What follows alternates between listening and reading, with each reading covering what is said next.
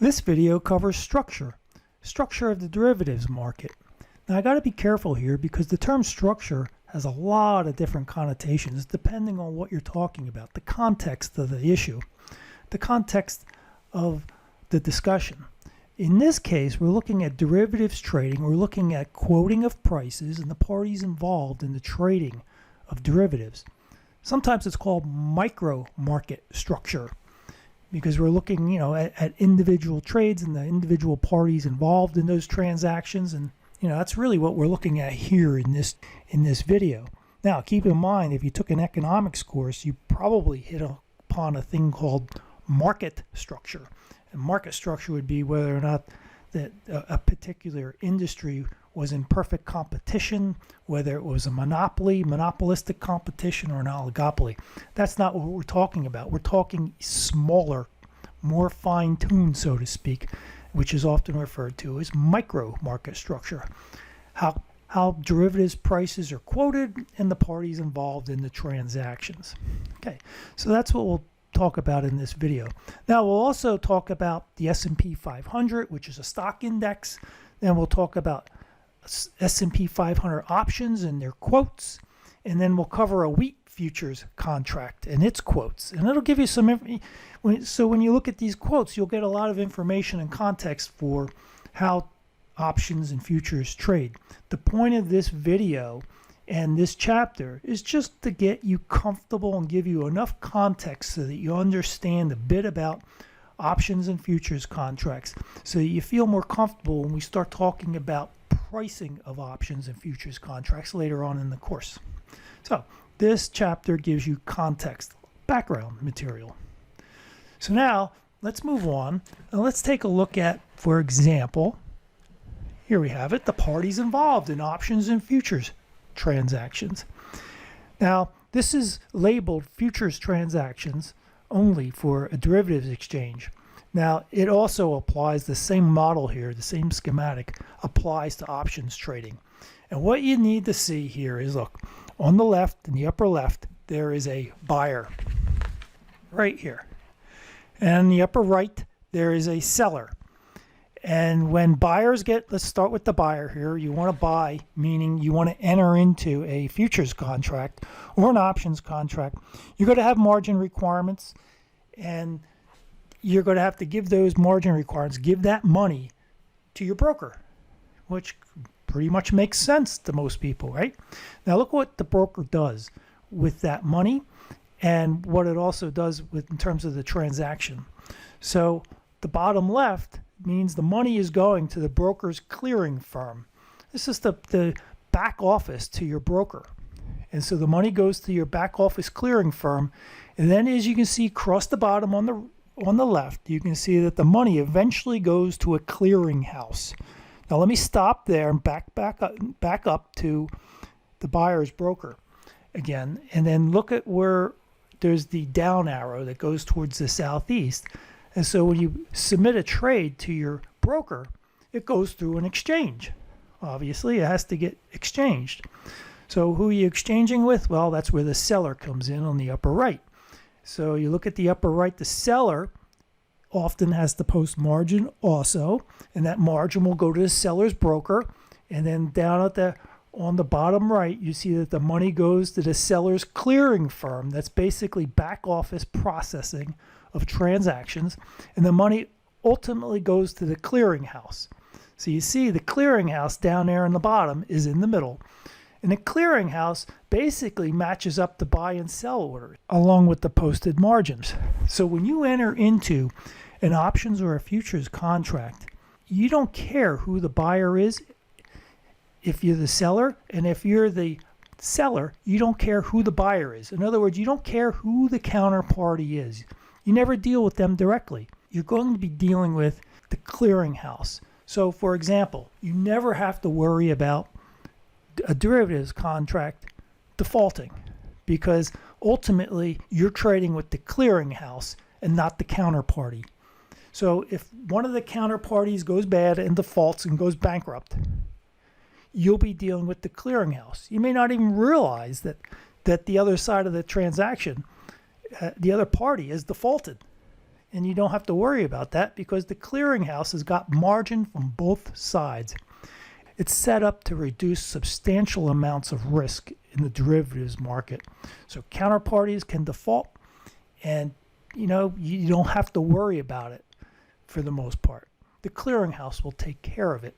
So that's why clearinghouses are really important in market structure here. It's really important in the structure of the derivatives market. That clearinghouse is central, which is why it's kind of in the center of the picture, almost in the center of the picture here.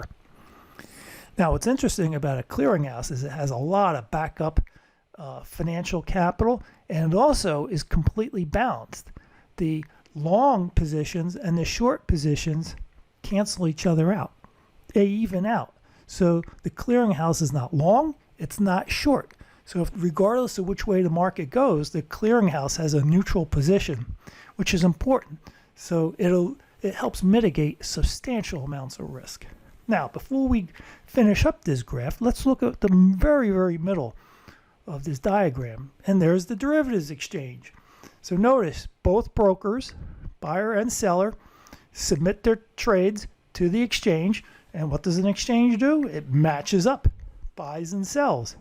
And then it sends that information, see the trade information, to the clearinghouse. So everything gets processed and checked and is balanced to make sure that everything is processed on both sides of the transaction. And there's that clearinghouse, which is really central to managing the risk associated with derivatives. The other thing that's really good about a clearinghouse is the clearinghouse has all of the information about trades, the buyers and the sellers in a particular derivative. So it has centralized information, which is very important, because without that clearinghouse, you wouldn't really know how big is the market for corn, for example, corn futures, or how big is the market in a certain options contract. You wouldn't really know how many outstanding or what's called open interest transactions there are. But with a clearinghouse, it's all summarized there. And so regulators like to look at the information that the clearinghouse has to make sure that there's no imbalances in the market. Now let's move on to an options quote. And the quote that I'm going to show you is for the S&P 500 index right here. Now before we go any further, let's make sure we're on the same page as to what the S&P 500 index represents. The S&P 500 index represents an averaging of 500 stocks. It's a portfolio of 500 stocks, and the stocks don't get equal weight. They get a weight based on their market capitalization. In other words, the companies that have the biggest market cap, most equity, basically the largest companies get the most weight. So you'll have some really big mega companies like Apple in there, and General Motors, and for example. And then you'll have companies way at the bottom towards the 500 mark that you've probably never heard of. So you probably have heard of many in the top 100 in the S&P 500, but after that you probably won't recognize most names. But nevertheless, it's one of the most popular indexes out there. It's very well diversified because it has 500 stocks. In fact, when I talk about the market as a whole, I'll refer to the S&P 500 as representing that. So we look at the S&P 500 as representing the market. So instead of trading options on an individual company and an individual stock, like we'll be looking at frequently, we're going to be looking at one on an index. And what you can do is, instead of thinking of it as an abstract index, think of it as nothing but an expensive stock. So here we have the S&P 500 option quotes, and let's take a look at the information that we have here. First off, the last price as of this date, when I pulled this off the web, the last price for the index was $4,153. Now, notice to the left, there is a bid and an ask price because we got dealers trading these options. And they're also trading, there's dealers also trading the index too. So you can buy and sell the index. So the index has a bid of 4,152 and an ask of 1,454. There's approximately a $2 spread, which, given that we're looking at a $4,000 stock, think of it as a big expensive stock, $2 spread is not that much on a percentage basis. So let's go down further, get more information on what this this quote is giving us here. Now, first off, this is called an options chain, which is commonly talked about in the literature on options. And what it means is the chain means that it's usually showing us calls and puts, which you can see on the left here, calls, right? And then you can see puts on the right. And then what happens is you're looking down this way in the middle here, go down, you see options with various strikes, 4,140, 4,145, and so on. So not only do you see a whole series of strikes as they get bigger and bigger and bigger for this option, but you're also going to see April expiration. And if you go down further, which I'm not going to show you, but if you go further in the website, you'll see May expirations. And in some cases, you'll see expirations in the middle of the month, the end of the month, and it just keeps going. So there's literally hundreds of options that trade on the S&P 500. Most options tend to go out about 9 months. So when they start, the maximum maturity tends to be 9 months. There can be ones that are much further out in time, but much of the activity is 9 months or less in terms of maturity. And so that's what we mean by an options chain. A whole bunch of expirations, a whole bunch of different strikes for the same option. Now look to the left, and then what you're seeing is the last number here, right here. This is the last price on a per share or per index basis. So right here, we're looking at options that expire in April of 2021.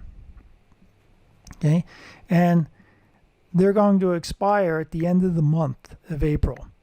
And if you look here, this is almost the end of the month. So these options for April don't have much longer to go. They're going to expire pretty soon. And what's also important here is, look, these are at near the money, meaning they're nearly at the money. So the strikes are pretty close, pretty close to this last price right here. As you can see, 4,140 it's only like $13 away from this price.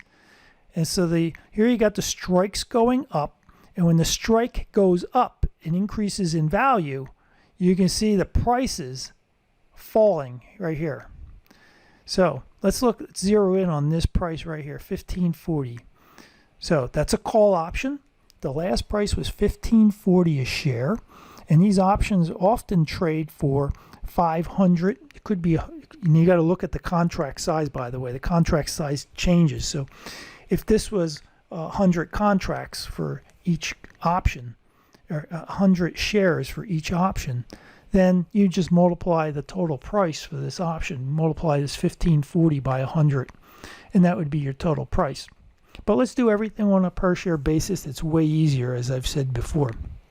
So before we go any further, let's ask ourselves, does this price make sense relative to the strike that we see of 4140 versus the price, 4153? Well, when you look at it, the option is in the money by about $13, because if you had this option, you could exercise and buy the S&P 500 for 4140. What's the value of it today? 4153. You would make $13 if you exercised it. Now this option is worth $15.40. Why a little more than the $13? Well, because it still has possibility to go even deeper into the money by the end of the month. It's going to expire. This option will expire in about a week, or a little more than a week, maybe 9 days. In which case, there's 9 days that, this option could go much further into the money, and people are willing to pay for that possibility of going deeper in the money by about $2.40. So it's $15.40 to buy this. It changed. Now the change for today was up $4.50. And for this particular transaction, for this option, the bid price right now is $15 and the ask price is $15.50, a 50-cent spread there. And options are a bit riskier than stocks, so a 50-cent spread is not that unusual for an option contract. Now for a stock, it would be fairly high for a $15 stock to have a spread of 50 cents, but not for an option. Then we look over here, we got the volume, and we got the volume here at 2,899 contracts.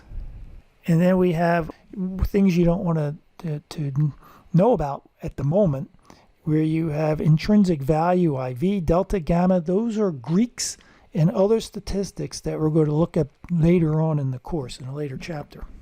And then you have interest. So that's basically right here, INT. Oops, right here. See this INT, and you got INT over here with the puts. That's open interest.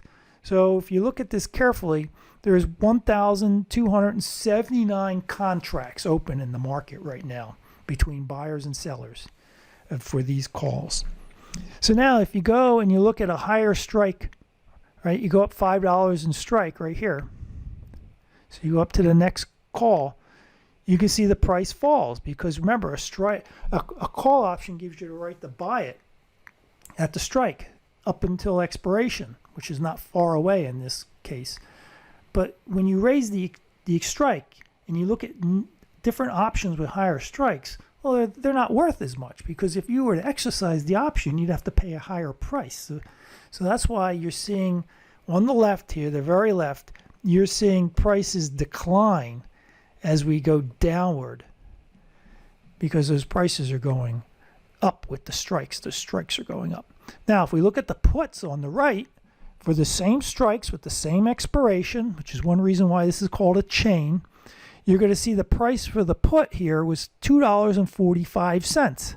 It dropped $11.15. Why did it drop? Because the market, as you can see up here in the upper right-hand corner, the market went up for the index $18, which is why the calls went up in value, because calls become more valuable when the underlying goes up, but puts drop in value. So there you got the drop in value.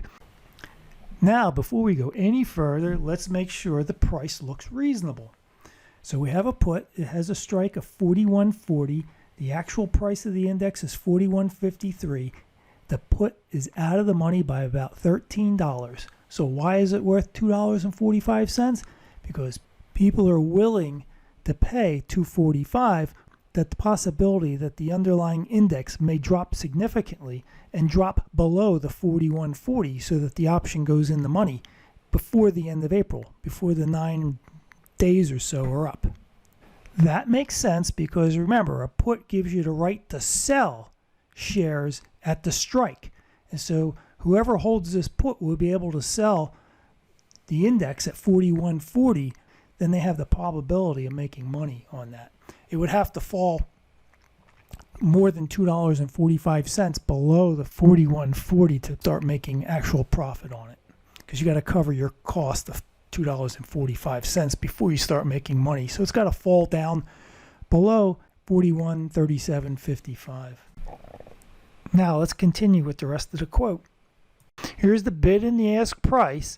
Now that's about 15-cent spread between the bid and the ask, and then the volume is the number of contracts traded for today, about 3,829. Again, it has an intrinsic value, a delta and a gamma. Don't worry about those yet. We'll study them later. And the open interest in these contracts is 1,317 contracts that are open at this point. And so there you have it. You have a whole bunch of options here. These are, and by the way, these are just the ones that are near the money. There are pages and pages of these quotes on the internet, and this is just near the money for S&P 500 options. Okay, so now let's compare and contrast that to a futures contract. So here's a futures contract quotes. Now here's quotes from the CME, the Chicago Mercantile Exchange, where they trade a lot of commodities, and wheat contracts are very popular. Obviously, wheat is in everything, and so if you want to hedge your costs of wheat, lock in the price of wheat. So if you're a baker and you use a lot of flour, then you're going to want to lock in your prices, and you can do that using futures contracts. Now, let's take a look at these contracts here. Now, they're a little harder to read. I can understand that. It's a little harder to see. But here we're looking at the May contract. And so I pulled this off at April, so it's about another month before expiration. And then we go over, you can click here and look at the options that are on wheat contracts, and you can look at various charts. And then here we go. Let's take a look at the last price for wheat was $6.76. Now, 676. Well, it turns out that wheat is priced in cents. So it's $6.76 a bushel of wheat. And by the way, the contract size for wheat is 5,000 bushels. It's not for 1 bushel. It's not for 2. This is industrial size type transactions.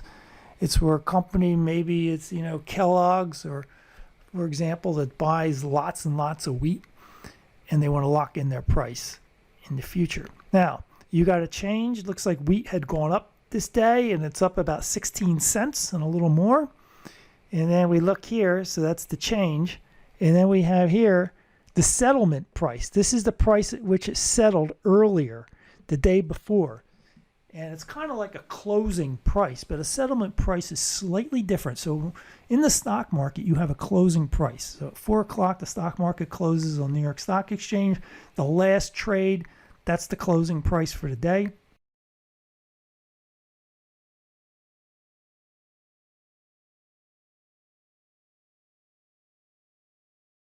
So they're subject to manipulation. And there's also margin requirements that are imposed on futures contracts. The point is that margin is a function of the ending price for the day. And so there's reason for market participants to want to try to manipulate the price right at the end of the day to try to reduce their margin requirements and the amount of margin they have to pay on a given day. It's called variation margin. So instead of looking at a closing futures price, what they do is they calculate the exchanges calculate an average of the prices towards the end of the day, so that there's little to no chance that there's manipulation in the price at the end of the day.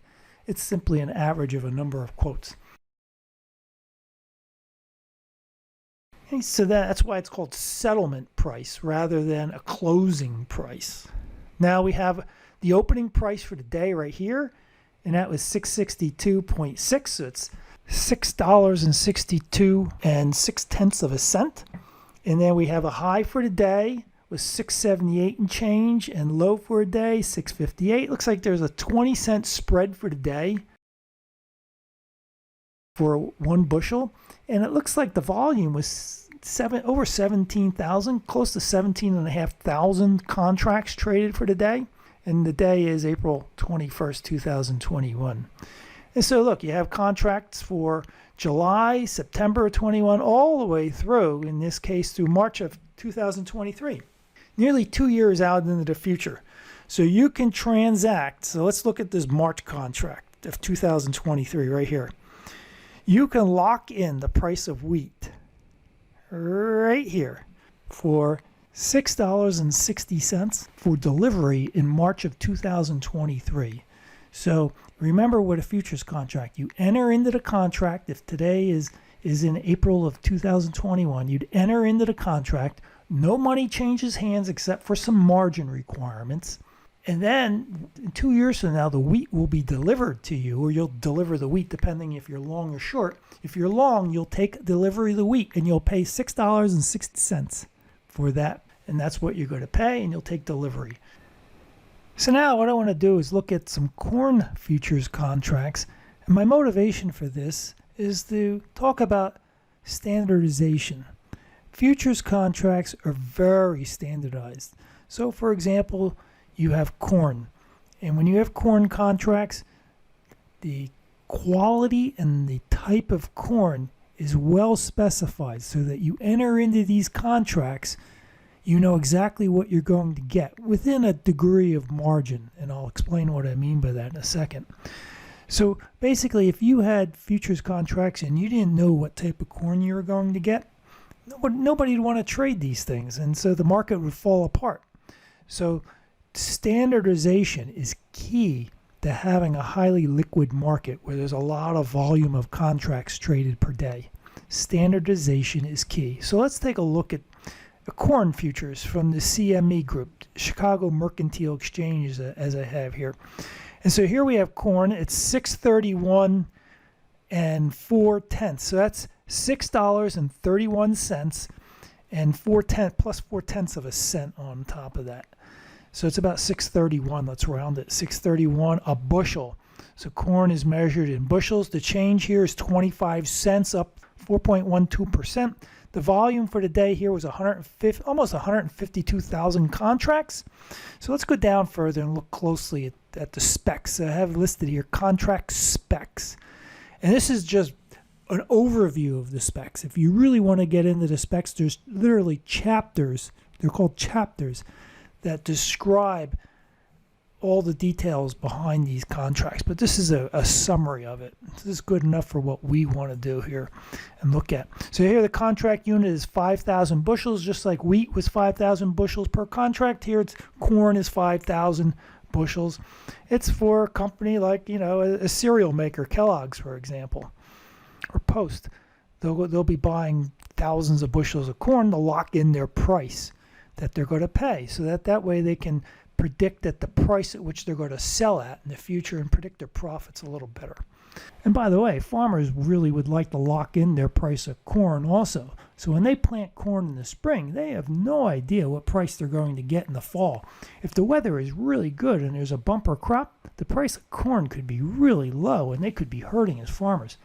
So a farmer would really like to enter into a futures contract, locked in a reasonably high price in the spring, and that price they'll get when they deliver the corn in the fall.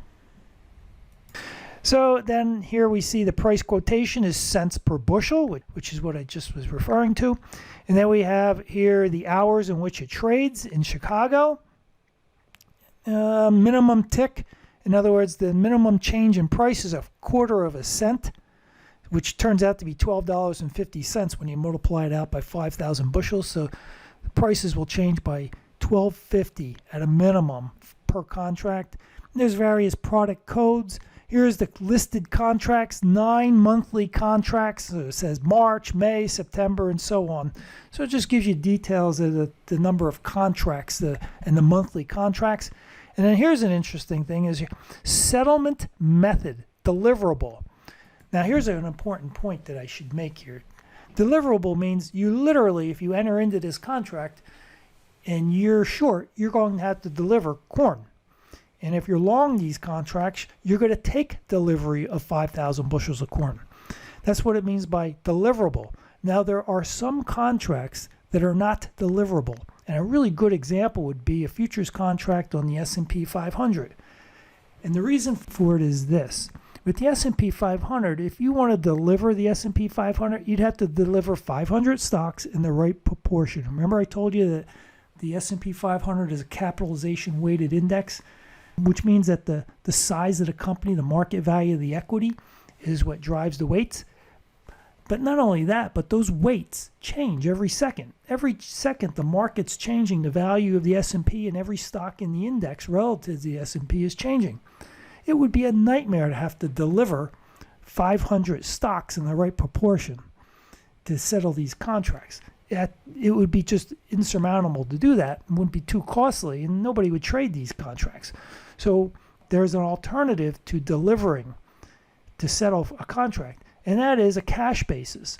Cash contracts, things that settle in cash, mean it's the difference between the futures price and the actual price at expiration is the value of what you're going to get per bushel. So if you locked in a price of $2 for corn in a futures price, you locked in $2 and the price of corn is $3 at expiration, then you're going to pay $2 and you're going to get $3 worth of corn per bushel, which means you're making $1. And all you're doing is you're looking at the price, computing the price, the difference in price between the actual price and the futures price multiplied by 5,000. That's what settles, cash, not the actual underlying commodity. But when you're looking at commodities like corn and gold and oil, they're often deliverable. So you're going to have a silo ready for the corn, or you're going to have a vault ready for your gold and silver to be delivered, or you're going to have a tank for oil. But certain financial instruments, there's just cash settlement. Let's continue on. There's termination of trading. Lots of information. We're really not that interested in it. Remember, we're trying to get an overview of how things work to get some context. There's a lot of context. there's a lot of details we just don't need to know. Settlement procedures, limits, block trades, which are big trades. And here's what's interesting. Remember I told you a few minutes ago that within reason you know exactly what you're going to get with corn? Well, the contract specifies number 2 yellow corn, as you can see right here. Number 2 yellow corn. And so that's generally what's deliverable. Now sometimes there's bottlenecks in finding number 2 yellow corn to deliver. And so what the short seller will do, the one who's short the market and is going to deliver the corn, they may deliver number 1 yellow corn. See this? Number 1. Now if they deliver number 1, then there's going to be a premium. So let's go look over here, right here. Number 1 yellow corn, they're going to get a premium of a 1.5 cents per bushel because number 1 yellow corn is a slightly better quality than number 2 yellow corn. And if they deliver number 3 yellow corn, which is a slightly lower quality, there will be a discount between 2 and 4 cents per bushel depending on how much corn is broken and the foreign material or damage that's in the corn. So my point is, it's number 2, but it could be number 1 or it could be number 3, which are pretty close, and there's going to be a premium or discount associated with a different quality being delivered. Now, how do you know what the quality really is? Well, it has to be inspected. Somebody's going to inspect the corn before it's delivered and certify its quality. So you're not going to get moldy corn. You're not going to get number 2 yellow corn that's moldy or has some other problems with it. You're going to get the standard quality for number 2 yellow corn. Now, before I end this video, I want to cover one more topic. It's an important topic because I know a lot of students have questions around this. And the question is, well, with both options and futures, where do they come from? I mean, is an option related to the company? Did the company issue these things? Well, I can explain that. Well, let's start with options for a second and look at them. So you have Apple stock. It trades on the exchanges. And so if you want to trade calls and puts on Apple stock, you just develop and write a contract using your broker. The markets are designed to do that. You don't need permission from Apple company. You don't need to deal with Apple. You're just trading options contracts independent of Apple company. It turns out that these are derivatives. They derive their value from the underlying, which is Apple stock, but the options are independent of the company itself. Now keep in mind that companies do issue stock options that they give to their employees. That's not the options we're talking about. They're similar, but employee stock options for benefits and pay, they can't be traded. We're talking about tradable options. So in order to understand this, here's a good analogy for you that may help you. Look, you buy a house, brand new house, and you want to get it insured. So where does the insurance come from? Well, you're going to contact an insurance company, and they're going to write a contract, just like the same terminology that you see with options. They're going to write a contract, and you're going to have insurance. Where did it come from? Well, they just wrote up an agreement that they're going to insure your house, and the insurance company will just do that. And it'll be basically kind of like a put option, because if your house burns down and the value of your house falls below the strike price, which is the value of what your coverage is in your policy, then if your house burns down, let's say it drops to zero value, the value of your option there, insurance is an option, by the way. You don't have to exercise it. You can just walk away from the insurance company. They'd be happy that you walked away. So you have an option to exercise your insurance policy, and you're going to get the amount that you're insured by, and that's basically your strike price in a sense. But my point being is, look, it was just written out of thin air, and you bought it. You bought the policy, and not only that, but that policy will expire in 6 months or a year, and the insurance company's going to write you a new policy, and they're going to keep doing that, and you're going to keep buying it, and they're going to keep selling it to you, and they're going to keep writing it. And if you build a garage on your property, they'll start insuring that garage also, or a building next door. My point is, you don't have to be the builder to get the insurance policy or to write it. The insurance company just comes about and will write it for you. Just like with the Apple stock, you want to buy a call or a put, somebody will create one and sell it. That's what the markets are designed to do. And the same thing with futures contracts, corn futures contracts. People want to trade corn futures. There's people who want to buy. There's people that want to sell. There's people that want to take delivery in the future and lock in a price that they're going to pay. And there's people that want to lock in a price at which they want to sell in the future. And there is a market made and the contracts start trading. So I hope that analogy helps you better understand how options and futures contracts come about.